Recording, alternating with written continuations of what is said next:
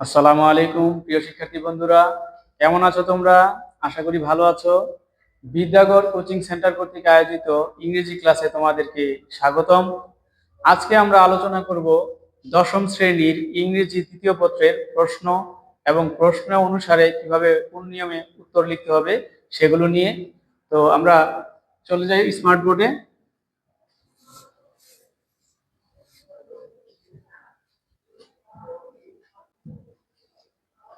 এখানে আমরা একটা ছবি দেখতে পাচ্ছি ক্লাস 10 এর ইংরেজি দ্বিতীয় পত্রের যে মার্ক ডিস্ট্রিবিউশন আছে, প্রশ্নে কি কি কোশ্চেন থাকবে সেগুলো। প্রথমে আমরা দেখতে পাচ্ছি gap filling with clues 1 into 10, 10টি শূন্যস্থান থাকবে। 10টি শূন্যস্থানের 1 নম্বর করে, 10 একে 10 নম্বর। তো এই শূন্যস্থানের ক্লু দেওয়া থাকবে, বক্সে উত্তরগুলো দেওয়া থাকবে। উত্তরগুলো বক্সে যেগুলো দেওয়া থাকবে সেগুলো হুবহু হতে পারে, আবার প্রয়োজন অনুসারে সেগুলোর প্রয়োজন মাফিক নিয়ম অনুসারে পরিবর্তন করার প্রয়োজন হতে পারে। এরপর 2 নঙে থাকবে সাবস্টিটিউশন টেবিল। একটা টেবিল দেওয়া থাকবে 3 কলাম বিশিষ্ট। সেই 3 কলাম বিশিষ্ট টেবিলের 3 অংশকে আমরা একসাথে করে 5টি সেন্টেন্স তৈরি করব। এই যে 1 করে নম্বর, 5 রেখে 5, 5টা সেন্টেন্সে 5 নম্বর। পরবর্তীতে এক্ষেত্রে একটা কথা বলতে হয়, সেটা হচ্ছে শিক্ষার্থীরা মাঝখানে আবার ড্যাশ বা প্লাস বিভিন্ন ধরনের পাংচুয়েশন মার্ক ব্যবহার করেন। এগুলো ব্যবহার করা যাবে না। সেন্টেন্সে প্রয়োজন মাফিক পাংচুয়েশন মার্ক ব্যবহার করতে হয়। প্রশ্নে যেটা দরকার সেটা দেওয়া আছে, আর যেটা দরকার নেই সেটা দেওয়া নাই। প্রশ্নের বহির্ভূত আমরা কোনো উত্তর লিখব না।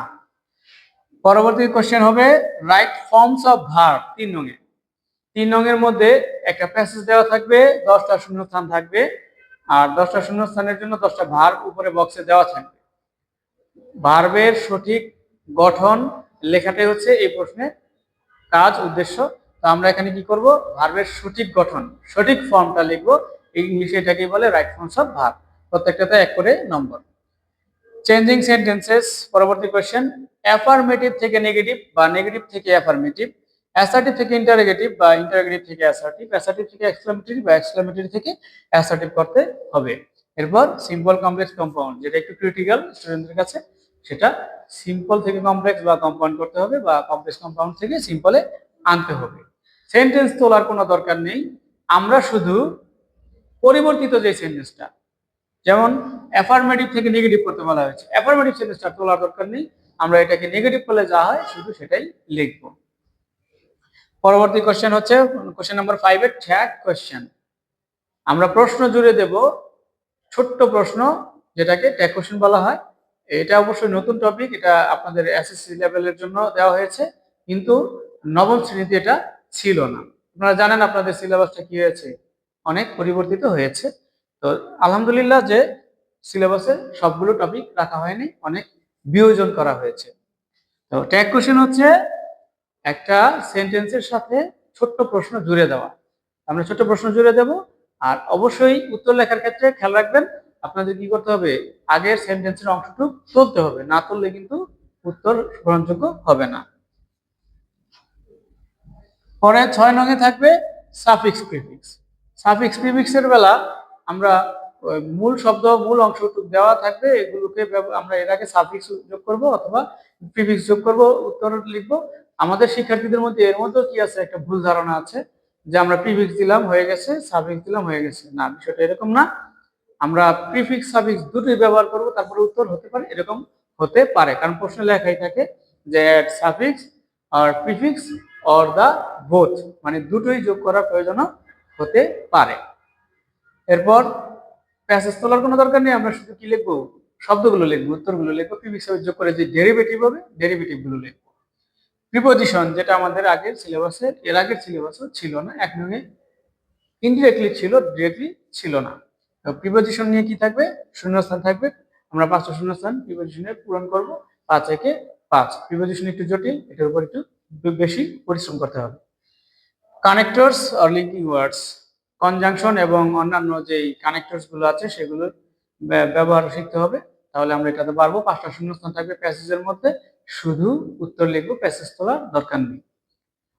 পাংচুয়েশন এন্ড ক্যাপিটালাইজেশন, আমরা পাংচুয়েশন মার্ক মানে কমা, ফুল স্টপ, এক্সক্লামেশন মার্ক এগুলো ব্যবহার করব, আর ক্যাপিটালাইজেশন মানে বড় হাতের অক্ষর ব্যবহার করব। একটা প্যাসেজ দেওয়া থাকবে 2-3 লাইনের, আমরা এটাকে খাতায় রিরাইট করব পাংচুয়েশন মার্ক ব্যবহার করে, কমা ফুল স্টপ এগুলো দিয়ে বড় হাতের অক্ষর ব্যবহার করে। এটা হলো গ্রামার পার্ট। এরপর পার্ট বি কম্পোজিশন পার্ট 40 মার্কের। প্রথমে আমরা পাবো প্যারাগ্রাফ। প্যারাগ্রাফ লেখার নিয়ম কি?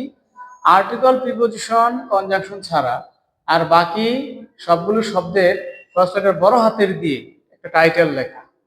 ফার্স্ট লেটার যেটা হবে একেবারে ভেরি ফার্স্ট লেটার যেটা, সেটা তো সব যেটাই হোক সব ক্ষেত্রে বড় হাতের দিবে।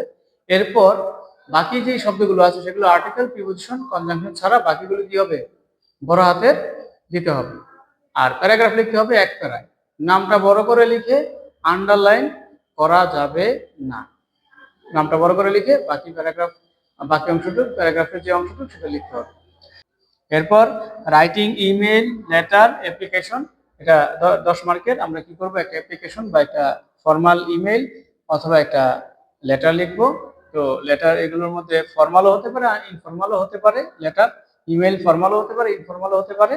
আমরা লিখবো 10 নম্বর। আর এটা চেষ্টা করবো ফুল ব্লক স্টাইলে, সবকিছু মার্জিন লিখে লিখবো। ইমেল 1 পৃষ্ঠা লেখা স্ট্যান্ডার্ড। লেটার ইনফর্মাল হলে আপনি যতটুকু লেখা লিখতে পারবেন। 1 পৃষ্ঠায় যদি ফর্মাল হয় তাহলে অ্যাপ্লিকেশন যেটাকে বলে, এই অ্যাপ্লিকেশন 1 পৃষ্ঠা লেখা বেস্ট, সবচেয়ে ভালো। রাইটিং শর্ট কম্পোজিশন, ছোট কম্পোজিশন বললো নম্বর হচ্ছে 20, তাই আমাদের এখানে কি করতে হবে? বিস্তারিত একটু বড় করে লিখতে হবে। 6-7 পৃষ্ঠা যদি আমরা লিখি আমরা এই প্লাস আশা করতে পারি। তো আমরা এই কম্পোজিশন লিখবো। আর কম্পোজিশনের পয়েন্টের নামগুলো লিখবো না, কিন্তু পয়েন্ট মানে বোঝানোর জন্য আমরা কি করব? আলাদা আলাদা প্যারা উল্লেখ করে আমরা একটা বিশদ আলোচনা করব, প্রবন্ধ লিখবো, যেটাকে কম্পোজিশন বলা হয়। ইংরেজি দ্বিতীয় পত্রে এগুলো ছিল আমাদের প্রশ্নের টপিক। এগুলো কিভাবে উত্তর লিখতে হয় আমরা জানলাম। আশা করি আমরা কিছুটা শিখতে পেরেছি। আগামী ক্লাসের জন্য স্বাগতম জানিয়ে আমাদের আজকের ক্লাস এখানেই শেষ। ধন্যবাদ সবাইকে।